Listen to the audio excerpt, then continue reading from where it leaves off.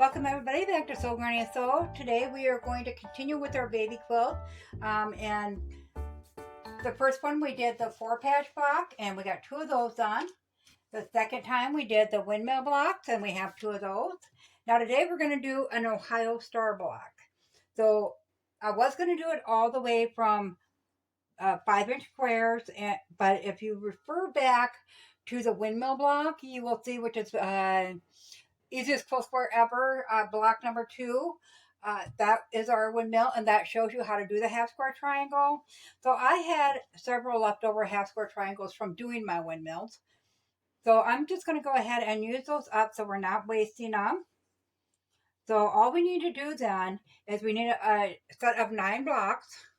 So these 2 will be your background fabric, and these 2 will be your background fabric.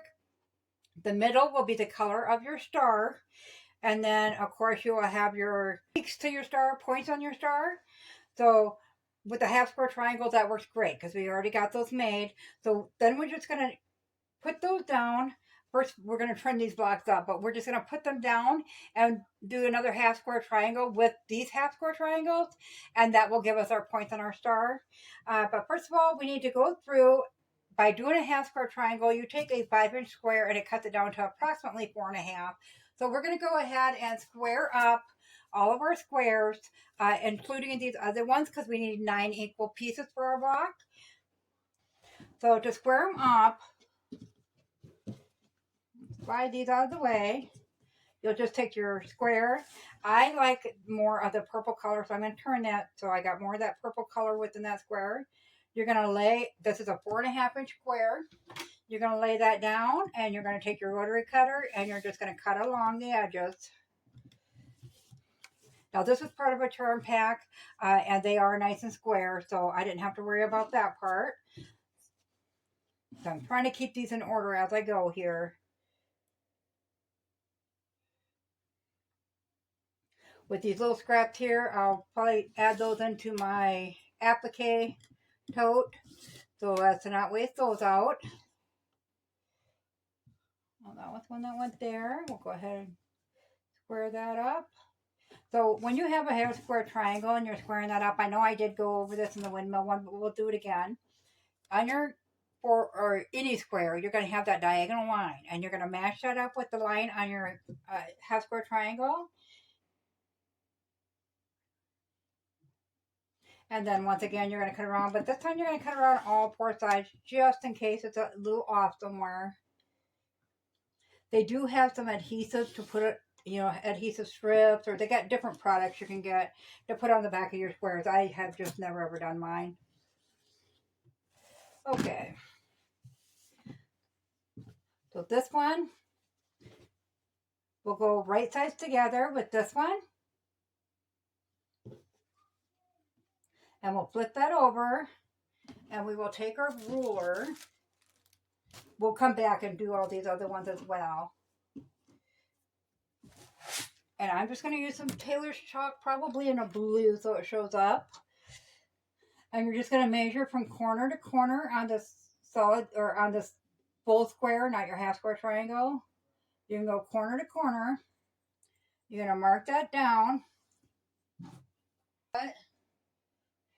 Okay, so once you get that line drawn, you're going to go ahead and make sure that you got it going the right way. So if your bottom's a half square triangle, you want this going in the opposite direction as what your half square triangle is. So if this one's going this way, you want this one to go that way. You're going to pin that down.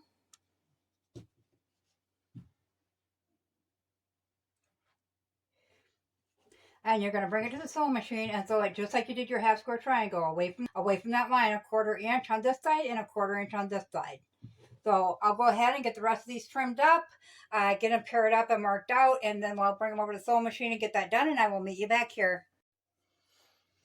Okay, so we have all of our lines sewed in. As you can see, I did it with a light blue. That way it showed up better. But there's your line down the center, and then 1/4 inch on each side. You want to do a seam. So to get these apart, we'll slide those up a little bit. We are going to take our rotary cutter and ruler. Now you can use a scissors if you don't have the rotary cutter and mat and whatnot. There's nothing wrong with that. So just center it over that line so that line is lined up again, just like when you drew it. And go ahead and cut those in half. And then you'll roll those back. I always roll towards the side with just one on these. So this did, and I never gave thought of that before I cut them down again. It does make them smaller. So we are going to have to trim these down once again. I apologize. So you can pick whichever one, you know, if you want to use them two, if they're coming up to be the same size. Yeah, they look about the same size. But you can pick whatever one you want to use. Since we got them all full sewed, then I'm just going to go ahead and use the ones I have here. So I will get these all cut apart. I will get them ironed flat, and then I will meet you back here. So we got those all ironed flat, but I did want to show you something quick. So this is a 5-inch square right there. These are all extra 5-inch squares I have for the time being. This is after the first round of making half square triangles. And this is after the last round of adding another half square triangle onto that. So you can see it loses about a 1/2 inch each time. So just know that when you're done, you're going to end up with, I think that would be about a 3-inch square. Oh, no, that's saying 4-inch square. So a little under a 1/2 inch. You're going to get a 4-inch square. So then your squares will be 12 inches by 12 inches when you're done with your Ohio Star. Okay, we'll set those back aside. Cut those dog ears off again from the half square triangles.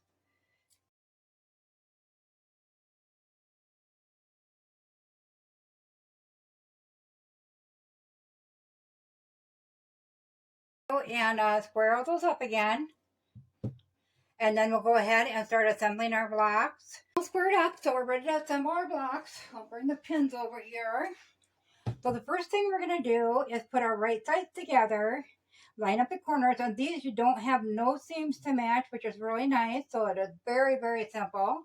And you're just going to pin those together.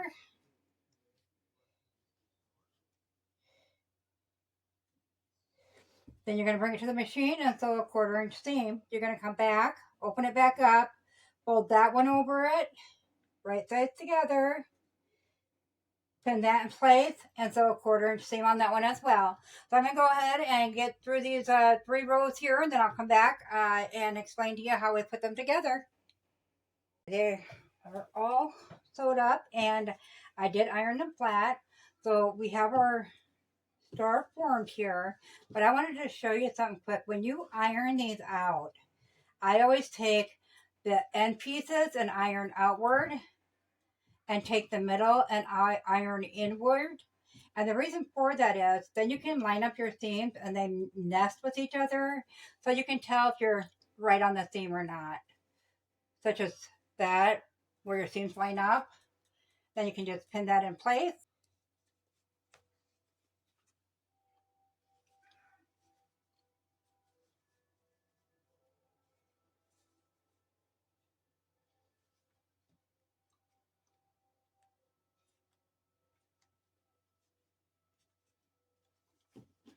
Okay, so we'll go ahead and we will put a 1/4 inch seam along there again.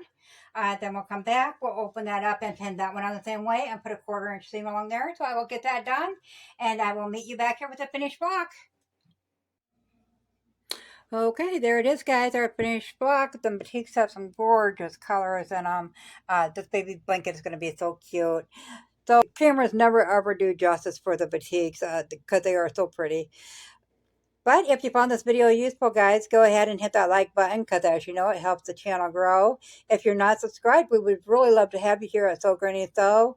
Thanks all. Have a great day. Bye.